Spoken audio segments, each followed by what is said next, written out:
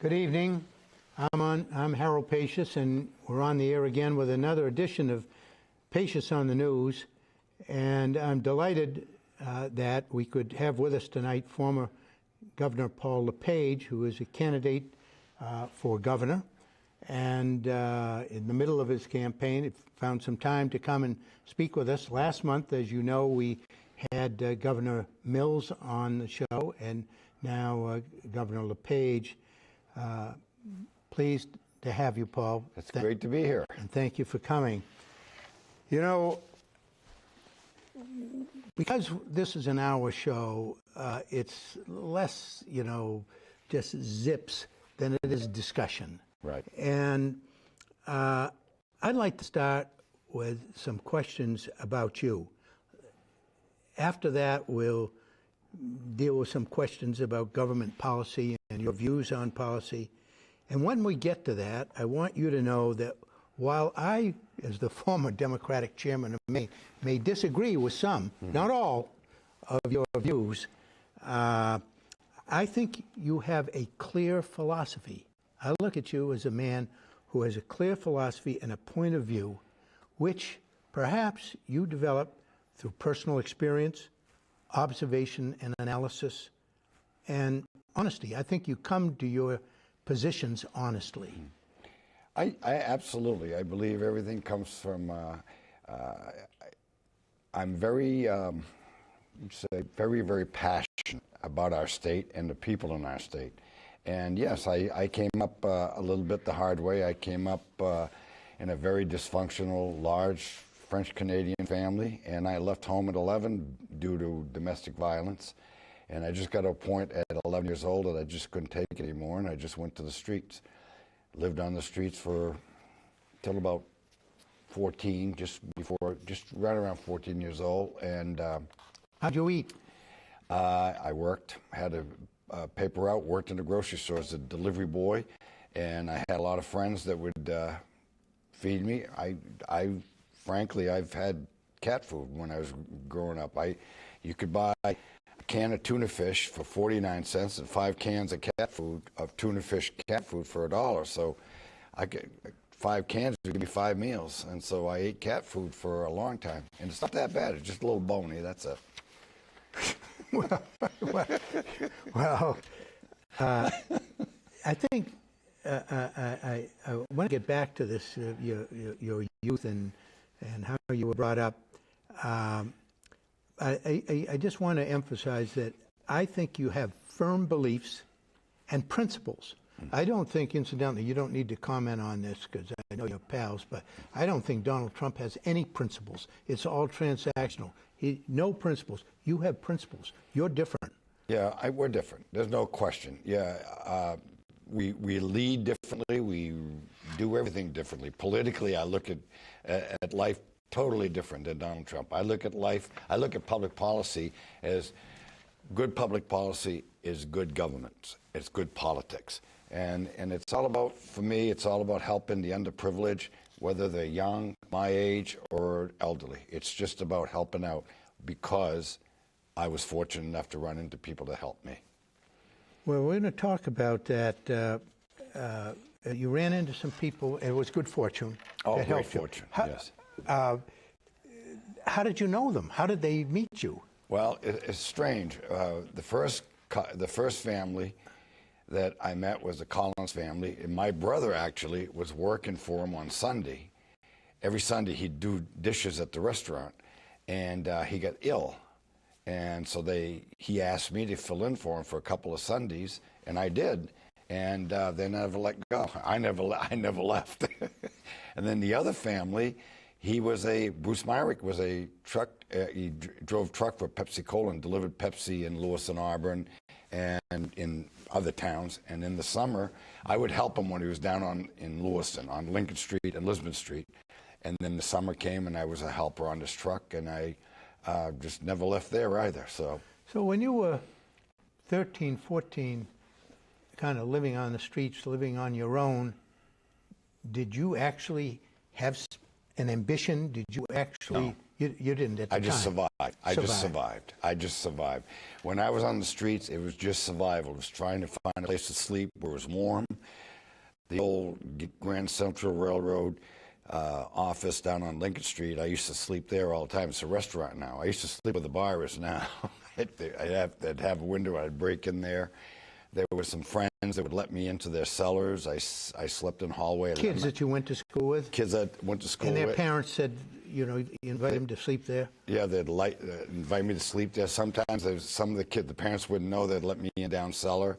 La Maisonette, which was on Lisbon Street, there were some people that were living there, and every night at 9 o'clock, if I was out front, they'd open the door so I could sleep in the hallway. So that doesn't sound like a situation that leads somebody to say, now, after I get out of high school, I want to go to college. No, not at all. Bruce Myrick, one of the gentlemen that took me in, and there were two families. There was Eddie Collins and Pauline Collins, Bruce and Joanne Myrick. Bruce was sort of the male influence in my life, and Pauline Collins was sort of the female influence in my life, and they just guided me. They just guided me. But did they talk to you when you were in high school about college? Oh, absolutely. In fact, no, not college. Yeah. In fact, I'd live 3 days with one family and 4 days with the other, and then we'd alternate every once in a while, and so I'd spend weekends both in Auburn and Lewiston. No, in high school, it was just getting me through high school. In fact, Bruce Myrick, on my junior year, I was going to join the Marine Corps and go to Vietnam because Dick Robertson, a good friend, he quit school, and I was going to quit with him. And Bruce happened to find out. I slipped somehow, and I told one of his sons. His son told him, and he went to the Marine Corps and told him that I was underage, and I had lied about my age, and that I had signed my parents' name and all that stuff. So you'd actually signed up to go in the Marine Corps? I had signed up and gone to take my physical, yeah. So how did college get to be into the story? I went to guidance counselors my senior year, and frankly, it was my guidance counselor that told me, Paul, with your grades, with your absenteeism, with your family background, I would advise you to learn to paint. And she wasn't talking about canvas. And so that just irritated me. That spurred you, huh? That was it. That was it. And then after that, I spoke to Bruce Myrick and Eddie and Pauline Collins. And Bruce Myrick knew a gentleman named Peter Snow, who was Olympia Snow's first husband, Peter, and Thomas Anthorn, who owned Anthorn Rubber in Lewiston. And the both of them used to be customers at the restaurant. Because once I started working at the restaurant, one thing led to another. I went from dishwashing to serving to short order cooking and then the bakery. And so I really learned that whole industry for about 6 years. And I remember Peter Snow told me, if you can get a college to accept you, I will make sure that you can get the first year in. And so I remember applying to like 50 colleges around. Now this had so you were spurred on by this guidance counselor telling you no question. You can't do this. You can't do this because you're not fit to go to college. Yeah. And what really got me going is my math was really superior. Yeah. I mean, I was in the 750 range out of 800 in math. My English, if you signed your name correctly, you got 200 points. And I fell short of 300. Well, that way, English was not your first language, That's right? And that's what led me into college is Chesley Husson Sr.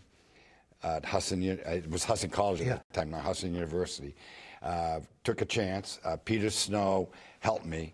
I applied to like 50 colleges. And my transcript was so bad, I'd apply on Monday and get the rejection by Friday. Yeah. It was that bad. Nobody wanted to take a chance. Nobody wanted to take a chance until I ran into Chesley Huston Sr. And he said, he gave me an achievement test in French, and I scored in the high 700s. Yeah. And he said, we'll take a chance on you. And then I graduated top of my class. And outstanding. You did in college? In college, I got the Outstanding Graduate Award my senior year. Yeah.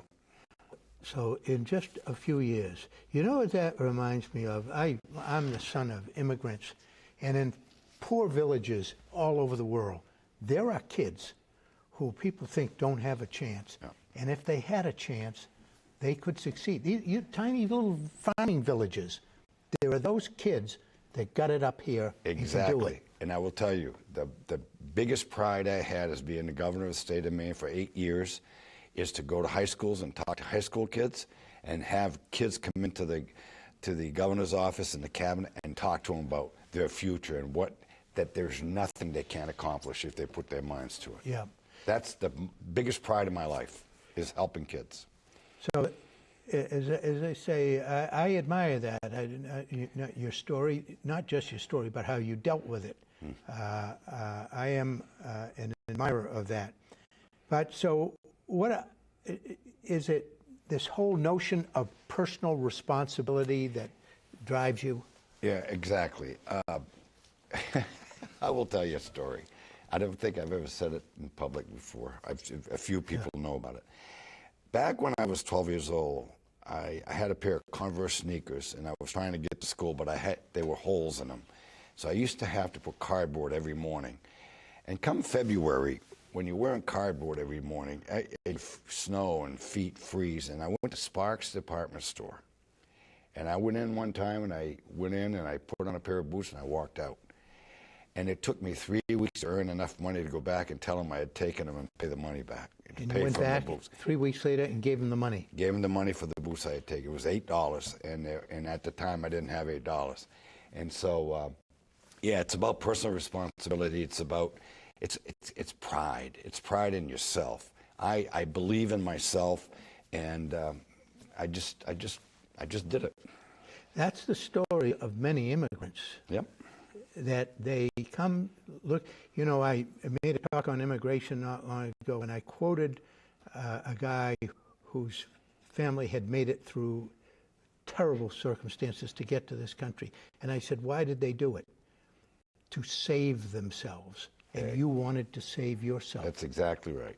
It's about saving yourself. You know, it's not about, for me, it's never been about riches and millions and all that. It's just about being a good person, having a good family. The biggest pride I have in my life is my wife and my children. My children were so close, and that's what it's all about. Because growing up, I wasn't close. So, you know, you tell me this story, and I say, well, you know, you got an image as kind of a tough guy, and I say that. The tough person in the house is my wife. So, do you believe every disadvantaged person, every homeless kid like you, can do what you did? I believe, given the same opportunities that I've been given, running into the right people, absolutely. Okay. And what I mean by running into the right people, there's some bad people out there and some good people. People want to help. If you listen and you take the advice and the help, you'll succeed. Some kids look for the quick success, the overnight success, and that can sometimes get you in trouble. But some kids aren't as lucky as you were in running into the right people. Absolutely. And what do we do about those kids? We've got to worry about that. Yeah, that's what we do every single day. And absolutely, that's why I said earlier, one of the biggest things in my life, and especially as being governor, is having kids come to the Blaine House, having kids come to the cabinet room, my going out to the middle schools and the high schools and talking to kids. And I will tell you, it's amazing if somebody that has come from the streets, when you go into a school and you start talking to kids, you can see a lot of things that remind me of my childhood. And you can talk to guidance counselors, you can talk to principals, you can talk to teachers, and they are the ones that will help them. The other thing is, you just talked earlier about your ability in math, and when they gave you an achievement test in French, how you succeeded so well. But we're all born differently. Yeah. And you were born, whatever the genes are in there, that the genetics, to be motivated. You're a motivated person. But some kids don't have those genes. Some kids aren't going to score 750 on a math exam. Right. And so we're all in this together. I'm going to give you my philosophy. We're all in this together on this planet. We're all human beings. So sometimes we regulate society with government. Sometimes government has to worry about these people. Yes, government has to be aware that it exists. Government has to, in my mind, government has to be there to have the safety net to make sure that people don't fall off the cliff. At the same token, you're going to have some people, like I have a lot of brothers. We're all, grew up by the same mom and dad. Same genetics. Same genetics, but some would prefer not to go to work and some prefer to go to work. And so I always leaned with those that wanted to go to work and do things. I have some brothers that have succeeded. My brother Mo, he's in Florida now. He's one of the greatest people on the face of the earth. Never graduated from college, never went to college, but he went into the military, came out, got his GED, got his high school degree, and became a CNA, and has done extremely well with his life. And he's into Special Olympics in Florida. I mean, he is a major player in Special Olympics for the whole state of Florida. And he's just one of the greatest people I've ever met. Yeah. And how many children were there in your family? 18. 18. 14 boys, 4 girls. And some made it okay and some didn't. Yes, that's correct. Not many made it. That's correct. Not many made it okay. Yeah. A few made it. I have a few brothers. Emil made it. He went into the Navy. Roland went into the Navy. He didn't do so well when he came out, but Emil did very well. So, but you agree that some kids, it isn't a lack of personal responsibility. They just can't deal with it. They can't deal with it. And we have to be there to see everybody has something to offer. And we just have to find it and make them realize it and let them work to their optimum level that they can contribute. Some people will be presidents, others will be janitors, others will be sales clerks, others, they can just do minimal jobs, minimum wage jobs, but they can be proud of it and they can work hard. That's all it is contribute. I only say contribute. Everybody has something to contribute. Contribute to the most that you can, and let's move on. So we've talked a little bit about your experience, your life experience, and how that's informed your views on politics and government. So now you're in a campaign. We have 2 people for the first time who are running on their records. I mean, you have a record, she has a record, and you're running on a record.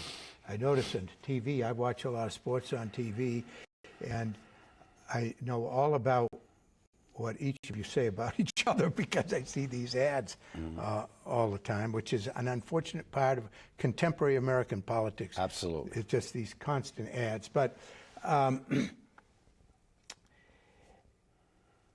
as you look to the future and hope to be a governor, are there things that you would change, or not change, but things that you might do differently now? Or would it be, do you think 4 years is basically, this is the way I do it? And No, I think there are some things that we did in the first 8 years that I'm very, very proud of, and things that we did that we didn't do as well on. One of the areas I think that we could do so much better, and I intend to, is education. I think we, in my 8 years of being governor, never found that superintendent that I was looking for, the person who can come in and change and bring change and acceptable change for the school system. A reformer. We need a reformer. We used to be, in Maine, back in the 70s and 80s, a really great school system. We were in the top 5 in America, and America was top of the world. But now we're in the middle. We're less than the middle of we're in the second tier, second half of the system in this country. What is that? What do you mean we're in the second half? You mean our test scores? Yeah, I think we're 32nd, 33rd in the country right now, and we used to be number 5. And when we were number 5, the United States. I don't was know who rates these things either. Well, the NAEPC or whatever the scores. We have been 20 years flat. You know why? Because we've lost sight of who. Let me give you an example. In 2018, there were 4 education bills in the legislature. 4 major bills. I read every one cover to cover, and I never ran into the word student. Yeah. That's the problem. Well, okay, I understand the phrase and the notion, but is it that we don't have good teachers? No, it's that teachers don't have any say in the classroom anymore. It's all about the administration and the union. I believe strongly that there are 2 winners and 2 losers in our education system. The administration and the union are the 2 winners, and the losers are the teachers and the students, because we no longer have autonomy. The teacher has no longer the autonomy to take every child and deal with every child the way that person sees what that child needs. They're given. It's all rote. It's all rote. It's all written down, and you can't do it. I remember I went to a Proctor school until 8th grade. 7th grade through 7th grade. Then in the 8th grade, I went to public school. And back then, we were being taught differently by. I had nuns, I had lay teachers, and I had brothers, but they all taught us differently.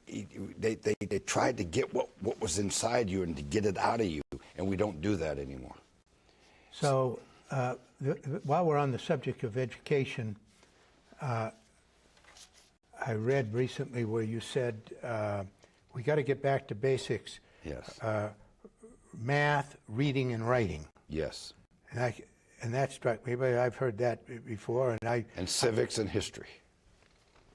Yes, thank you very much. I was about to say to you, what Civics about and history and civics? Absolutely. Yeah. I don't think we rewrite history. I think we understand history, and we don't make the same mistakes we've made in the past. And civics engagement, to me, is critical.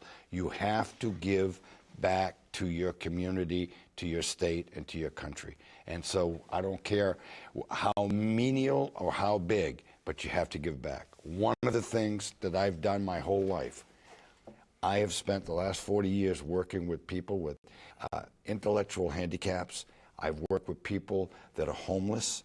I've worked with United Way. My wife and I have run it for years when we were in Waterville.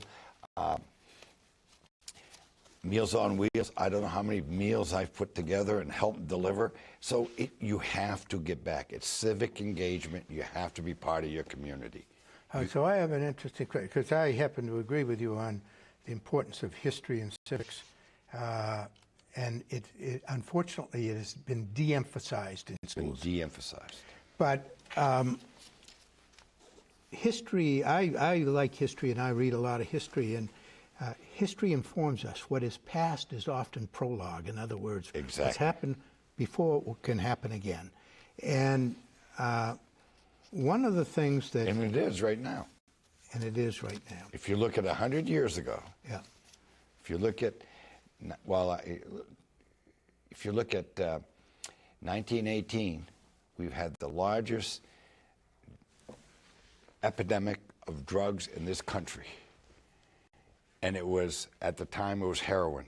And the absolute greatest cure that came out in that era was what? Do you know what it was? Morphine. Now, I'm supposed to ask the questions, not it's answer. morphine. Morphine. Right. Yeah. You go 100 years, we have another epidemic, and now it's opioids. Yeah. The cures of opioids. And so that history does repeat itself. Yeah. And I agree with you. I'm a major history buff. Yeah. In fact, I read world leaders. I'm addicted to world leaders, particularly a lot of our presidents and Churchill and some of these folks that particularly the leaders of World War II, World War I. So a lot of, I don't know whether you're doing it here in this state, but one of the talking points for Republican candidates across the country is critical race theory and what's being taught in the schools. So my view is slavery is, I mean, when you're in a history class, they do teach you about that we had slavery in this country. Yes. You have no problem with that? I have problem that we had slavery. I'm glad that it's gone, and I'm glad that we've learned that we made some mistakes. I think Harriet Tubman, to me, is probably one of the greatest heroes of America. You have any problem with teaching in our public schools about the history of slavery in the United States? Not at all. Yeah.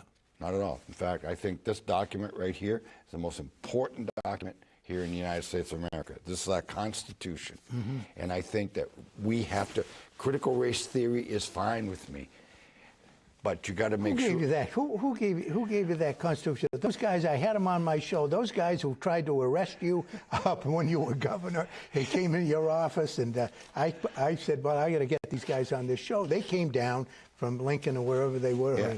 Yeah. And they had a bunch of those, and they gave me some of those. Exactly. I have, and some of them, they go a little further than I go, but I love the Constitution. And what I believe is so important, and when we talk about critical race theory and what's going on in our country right now, is I think we have to honor the Constitution, particularly the First Amendment. And where I'm concerned about in our country is that if you go to colleges and universities now, you can get one voice, but you muffle the other side. Can't do that. University and education, colleges, high schools, middle schools, education comes from dialogue, exchanging of ideas. So you don't want to, as a government leader, you don't want to impose from above what they teach or what they learn. No, I want to make sure it's open to everybody. And the governor, I mean, has not a lot to do with it because we have local control school boards that control the schools, right? Right. But we also have a Constitution and have to honor it. For instance, if you go to school and you have a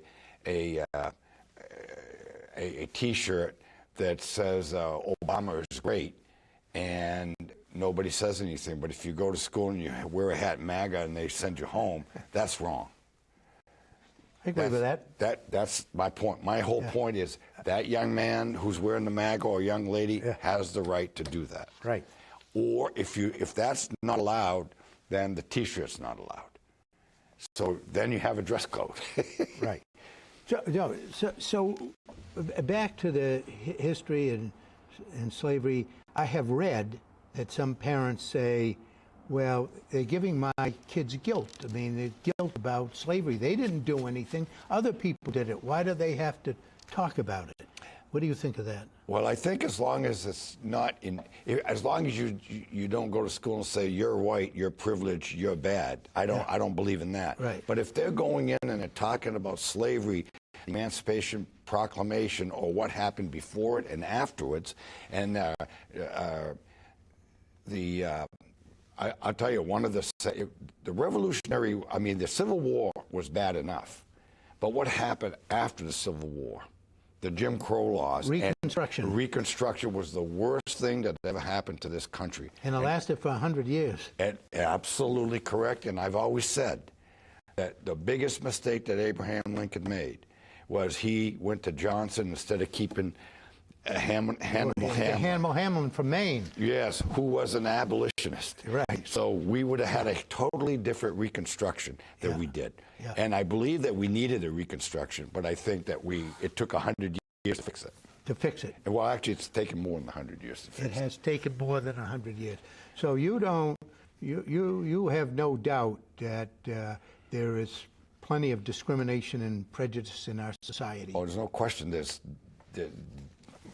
You grew up in Lewiston, Maine, I'll tell you, as a Frenchman on Little Canada, you see discrimination. You get black eyes if you ran into the wrong And we know that in the 1920s, the Klan was very active in the state of Maine, and they weren't after blacks. They weren't blacks. They were after French Catholics. French Catholics coming down from the landing in Brownville Junction.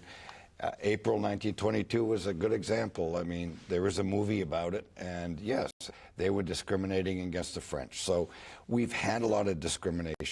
And it's not only we've had discrimination against the Chinese, against the blacks, against every group that comes to America, when they first get here, they have a rough time. The Italians had a rough time, and the Germans had a rough time, particularly after World War II.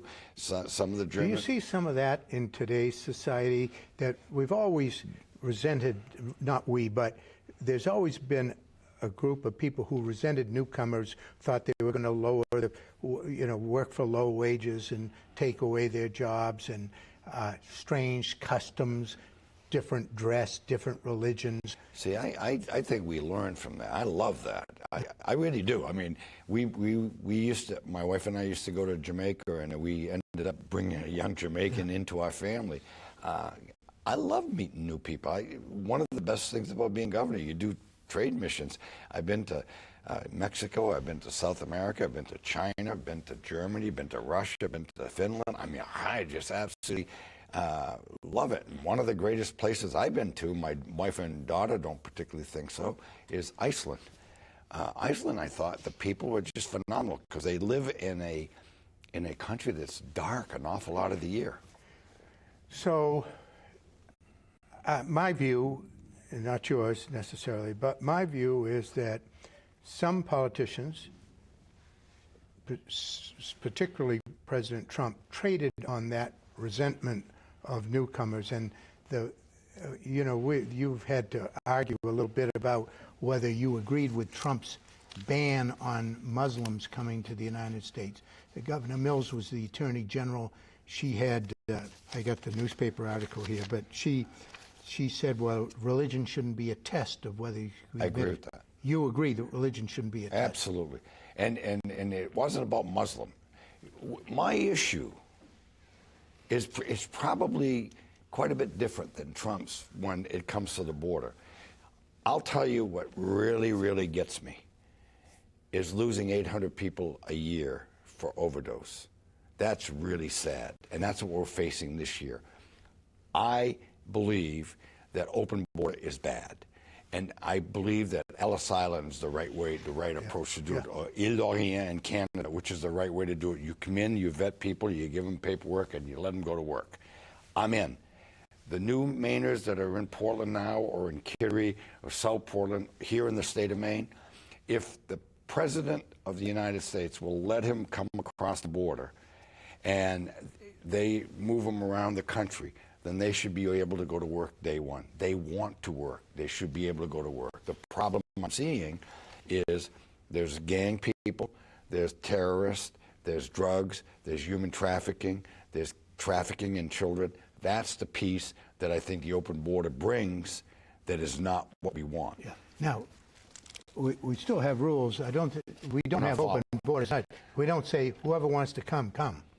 Well, we are right now, because everybody that comes across the border... I know a little bit about immigration law. There's still laws in place. No, I'm talking about the southern border right now. Oh, yeah, they come... Yeah, they're just coming across every day, and they're not being vetted. Well, yeah, I agree. You mean crossing the river That's correct. In Texas. So... We have immigration laws, and I agree. And I will say, Harold, immigration laws in society as today are broken. And they should be fixed. They should be fixed. And you agree they should be fixed. And I will say this, Paul, there's been a great effort to do it. It was led by the senator from Florida, Marco Rubio, at one time. But then it became bad. I don't necessarily... Because it became political. It became political. And Republicans said, we got to oppose this. Yeah. And you don't agree with that. I don't agree with that. If you were in Congress, you'd be for reform. Absolutely. I believe we brought Devin from Jamaica in 2002. It took 11 years to get a green card. That's a little bit much. Yeah, yeah. He went to high school, college, master's program before he could get his green card. So I believe that once they're here and they're vetted, for instance, we have the primary, secondary, and asylum seekers. Primary and secondary get here. Once they get here, they've been vetted. They should be able to go to work day one. Well, and that is a problem with asylum seekers. And what you say, you criticize Governor Mills because the state is providing assistance to asylum seekers, and people say, oh, well, LePage is against helping these poor people. You say, go to work. you say give them the permission to go to work. Immediately. Absolutely. And matter of fact, I'm elected in January. We have a shortage of people right now. I will put them to work. And you're going to say to me, well, you can't because the president hasn't given them permission. Well, the president is sending them to me, and they want to work. I'm going to put them to work. So look, you're known for a certain combative style of It's not governing. combative. Well, It's the right thing to do. Okay, I was going to. My next question was, do you agree with that? No, you don't. It's not combative. It's not, no. This is what I feel. Yeah. We have got. I went down to Deering Oaks a couple of weeks ago. Yeah. And when the city found out we were coming down, they sent people out at 5 o'clock in the morning to clean Deering Oaks. We weren't down there to criticize Deering Oaks. We were down there to tell the people of Maine that our crime is up 14%. And I stood in front of an empty pond. The duck pond was emptied because they were looking for a murder weapon. Right. That was the point that I was trying to make. When it comes to the immigration, I really truly believe if you're going to let them in and we have jobs, let them go to work. Usually the hardest workers. I'll tell you, well, I can't say Devin is because my daughter's probably harder worker than Devin, but yes. Usually the hardest workers. They do the jobs that a lot of people don't want to do, and they work hard. Absolutely, and I have no problem with that.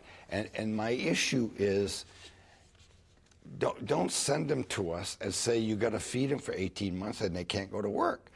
If we have jobs, let us put them to work. So, see, people totally. The problem that we've had in the last 10 years, as far as I'm concerned, is most people used to read newspapers. Thank God they're not reading them anymore. But back in 10, 11, 12, people would read newspapers and people would take an awful lot out of context. But I am really for the working man. I am probably stronger for the working man than any other governor in recent history. My last big hero was Ed Muskie. you like Muskie. I absolutely loved him. He and I were debated together. I was in college and he was a U.S. Senator, and he and I were arguing against John Hathaway and a gentleman, Cohen. Bill Hathaway. Bill Hathaway, I'm sorry, yes. John's the lobster guy. Right. Yeah. Bill Hathaway, and he was a congressman, and he had a gentleman from, it was Connecticut. His last name was Cohen. I forget his first name. Yeah. And they were arguing against the war, and Ed Muskie and I were arguing for the war.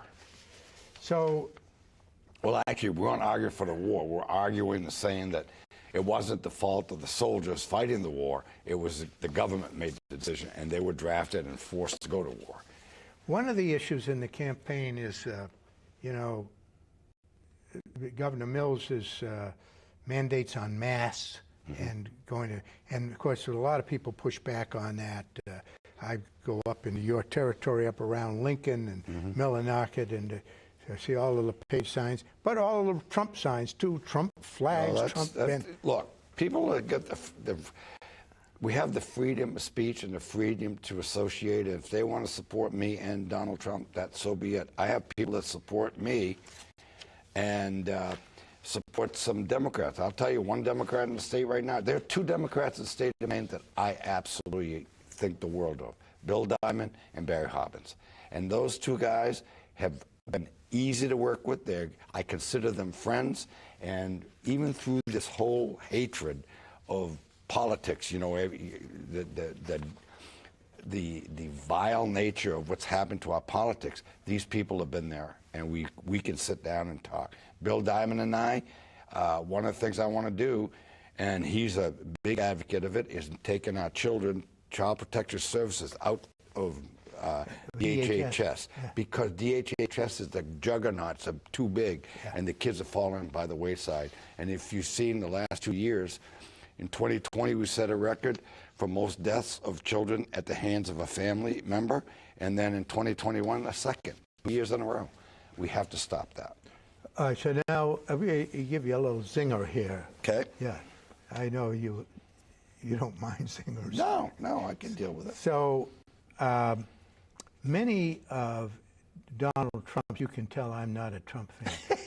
Many of Donald Trump's I'm not a Biden fan, so we're even. All right. Many of Trump's devoted supporters were upset when a search warrant was executed at Mar-a-Lago. And shortly after the FBI search, you announced it was an indication that the United States was a banana republic. You don't really believe that. Well, let me tell you what I truly believe. Yeah. And it goes back to Lois Lerner. It goes back to Comey. It goes back to the FBI going to Facebook and telling them to take stuff down. That, to me, is censorship. And that's what I'm talking about. If you speak out, you will be censored. And I think. But what's that have to do with searching Mar-a-Lago? It's a pattern that's been going on for several years. But Paul, look, I'm a lawyer. If you're trying to get documents and the person that you're investigating won't give you the documents. Well, that's not what. Well, I don't know the detail. What I understood from the little bit I've heard, is that all they had to do was ask. Well, see, I have to tell you, you're a smart guy. You've been governor 2 terms. I've never been governor. But remember that. Yeah, right. But the facts are these: that for all of 2021, the government was trying to get these documents, top secret documents, important documents, and they had to negotiate with Trump and wasn't giving them up. Finally, in December of 2021, his lawyers delivered 15 boxes of documents, said, here they are. Now, people talk. You can read all about the Trump administration. I was in the Johnson administration. Everybody talks. There are no secrets. But there are informants, informed the Justice Department. They didn't give them all to. They didn't give you the documents. There's plenty of documents left there. So they went back to Trump's lawyers and they say, we have it in good authority. There are more documents there. And they started negotiating. But this is the archive people now. No, this is the Justice Department then. Okay. So they then have a meeting in May of this year, 2022, at Mar-a-Lago, and the Trump's lawyers say, okay, yeah, you're right. We did find additional documents. And they said, okay, we want all the documents back. So the Trump lawyers gave them more documents, including top secret documents that they had withheld before. Okay? And so then they signed a certificate, sworn certificate. We have given you all the documents. Now, the informants still informing. They say, still don't have them all. There's all kinds of secret documents down there. Still, the 3rd time. So now it was clear these were being withheld and they were not going to comply. And this 2nd time was a grand jury subpoena, a legal document demanding the documents. Didn't get them all. So they said, we're not going to get them all. The only way to get it is to seize them. So if you knew all of that, you probably would not have said that this is a terrible thing. Correct. Okay. So that's correct. Now, at the same token, we now know that the FBI did go to Facebook and told them to take information down. That, to me, is censorship. You know something? Do you agree with that? Yeah. I'm not a big FBI supporter. I worked in Washington in the 1960s. And I worked in the White House, and I know about how the FBI operated. So I think the FBI makes mistakes and sometimes does bad things. Correct. And so I'm not here to defend the FBI. But also, rule of law is important. Absolutely. Rule of law has to be followed. Yeah. And so absolutely, no question. That's what happened in this case. So let's go to another point of attack across the country. Now, you use it. Everybody has. There's the Democratic playbook. There's the Republican playbook. Is inflation. And you agree. There's not much a governor can do about worldwide inflation. No, you can't do it worldwide inflation. There's little things you can do to help. Yeah. For instance, I would not have given out $850 because that's an inflationary move. What I would have done, on the other hand, is I would have taken $250 million of that money and I would have given it to oil dealers and say, do not raise the price of oil. Charge it the same price as last year, and we'll take some of this $250 million to help Maine people. I would also taken $150 million and given it $50 million to fishermen, $50 million to plant growers, and $50 million to livestock farmers, and say, flood the market. You wouldn't have given the 850. Why? That's the people's money. I know, but the problem with the 850 is inflationary. Well, wait a If minute. what I would have done, on the other hand, is why not reduce the tax? If it's the people's money, then you've taken too much money, so give it back. Because it's one-time money. It came from the federal government. Oh, thank you. You're the first person to say it came from the federal government. Of course it did. Because Janet Mills says it's surplus. Let me tell you, let me say this, Paul. Look, you think Trump was a great president, right? No, I didn't. You've never heard me say that. Okay. He did. Some of his policies were good. Some of his policies were horrible. Okay. Because I was going to say, Trump signed and bragged about in 2020 a $2 trillion care package. They called it the Coronavirus Aid, Relief, and Economic Security Act, enacted in May of 2020. That's $2 trillion. Right. Then there was another $900 million in December after the election. $900 million, and he wanted part of it was $850 give back to send checks out, which he would sign, and he had already signed the checks for the ones in May, in March, and he said, no, $850 is not enough. It needs to be $2,000. This after. And Biden's done the same thing. Okay. They're both doing the same thing. Okay. The inflation. They both do the same. Okay. The inflation that we are facing now worldwide has been manufactured. By Republicans and Democrats. Yes. Okay. Right. I agree, by both. Okay. Because you're making this difficult for me. Well, you agree with me. Because economics is a language. Yeah. It's no different than speaking English, speaking French, or speaking economic. It's a language, and you cannot violate the principles. And once you violate the principles, then you're going to pay the price. And we're paying the price with inflation right now. We're paying the price with shutting down fossil fuel is a terrible thing to do. Now, do I believe that we have to get off fossil fuel? I think we have to, but we're not going to do it in my lifetime or your lifetime. What we have to do is minimize it and work our way out of it with a plan, not just say, well, as of today, I'm shutting down a pipeline and no more leases. I think what you have to do is plan it out.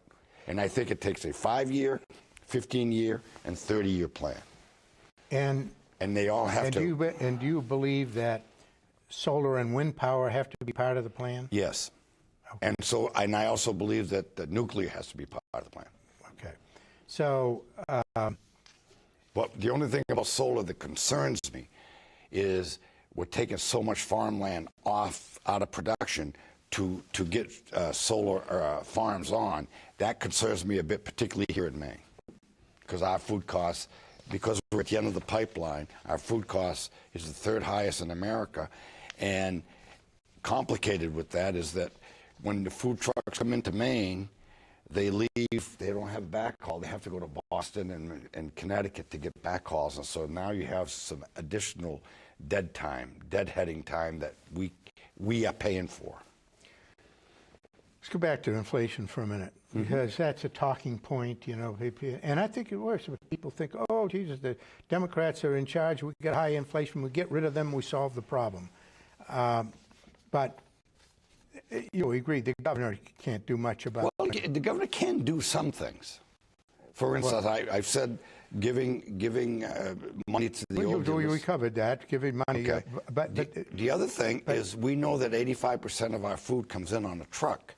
So why don't we take from November until, let's say, April, when the tourist season starts up again, or May, why don't we take the diesel off fuel, to tax off fuel to help Mainers have a little bit of an advantage because we have a severe winter. But Paul, look, you agree. You're a smart guy. Okay, you agree. This is a worldwide problem, inflation. Okay. It is now, but it wasn't at first. I know, but it didn't start in Maine. But it's a worldwide. It's a worldwide problem. And prices. Maine is not going to have lower prices than New Hampshire or Vermont or Idaho. It just isn't. Everybody is paying. It's a world economy. We pay more. It's the problem. Well, we pay a premium. It's a world economy. You agree? It's a world economy. Yes. Okay. And the governor of Maine. Well, it's not really a global economy anymore. It's a Chinese economy. It's a Chinese economy. All right, but we're getting off the point here. We're getting off the point. The point is that the Goods and services. Whoever we elected governor is not in a position to affect world prices. Fuel, Main food. prices. You can affect Maine prices. You can't afford the world. Yeah. See, I don't think you've explained how we can affect my pay. Sure, you can reduce the state tax on something. That's going to, like gas. You can flood the market with food. Yeah, you can now. If you take off the gas tax, okay, we won't have the money to build roads. Yeah. Yes, you can borrow the money to build roads because you're borrowing the money. I would rather borrow money to fix the road than to see elderly people freeze. Now, you asked Danny and Johnny Shaw whether they want to get rid of the gas tax. No, I didn't say get rid of it. I said suspend it during November to April. Okay. That's what I said. Yeah. And I would not suspend it during the summer months. And the Shaw brothers, look, I love them to pieces, but they have to also understand that you can borrow money very, very cheaply at the state level, whereas a person who's paying $6 for heating oil is probably on a fixed income that is really struggling. And we, the government, that's where government should be helping. Okay. Tourism. Yes. Important part of the Maine economy. Absolutely. So Portland is, I grew up here, and Portland was never a destination for tourists, but it sure is now. Yes. Hotels going up everywhere. Yeah. 2 big ships in port right now. Yeah. Now, you tell it the way it is, and people like that. Not everybody, but some people like that. But you said that, I think you probably didn't really mean it this way. Portland is a hellhole. No, I didn't say hellhole. Concrete jungle. You said concrete jungle? I said concrete jungle. I never said hellhole. Okay, well, my mistake. I thought you said hellhole. No, I said concrete jungle. And what I mean by that is that you can't go in Deering Park with barefoot. And you know it. Do you? We are leading, we're killing. What do you do with these homeless people?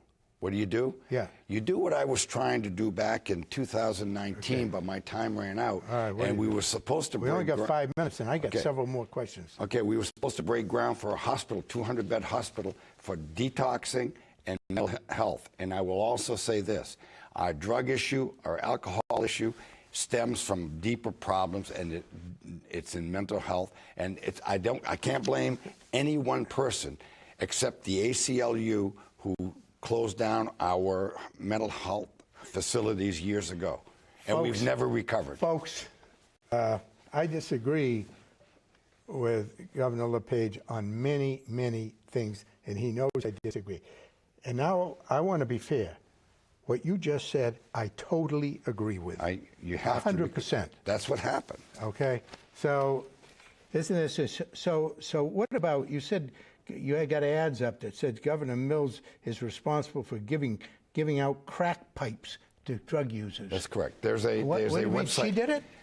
Yeah, she has a website that's paid for by the taxpayers, who tells people who comes in on where to go get the crack pipe. And there's 2 organizations that are giving out free crack pipes, and the taxpayers of the state of Maine are paying for the website. All right, so I'm going to look up, I'm going to find that website. And it's a state-sponsored website, and it tells people where they can get crack pipes. That's correct. Okay, I'm going to Please look do for that. Yeah. Oh, That's combative, Paul. Please do. No, please do. I mean, we know it's there. Yeah. All right. So, inflation, crime, immigration. Those are the three prongs, it seems to me. Of Education's a big problem. Education's a big problem. I think I would categorize it this way. I would say inflation, schools, crime, immigration, and voter ID are the 5 issues that I believe are important. Do you believe that that Biden won fairly? Yeah, sure. I mean, he got the most votes and he got the Electoral College. I have no problems with that. So you just said vote integrity is an issue that you... Yeah.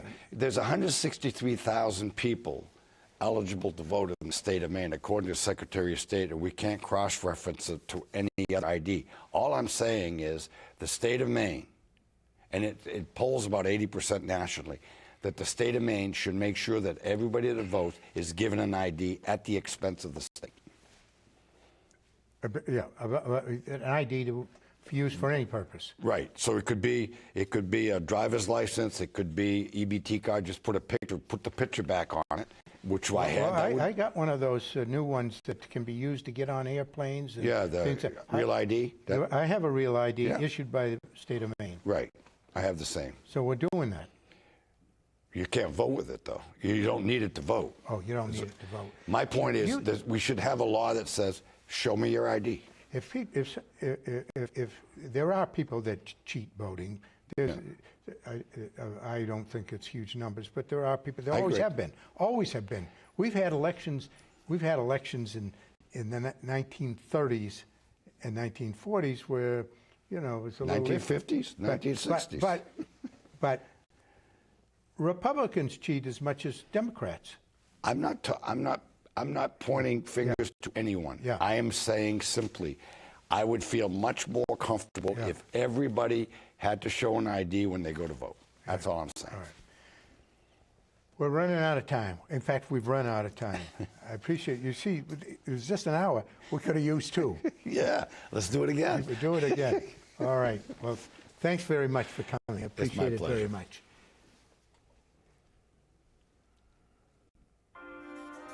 So now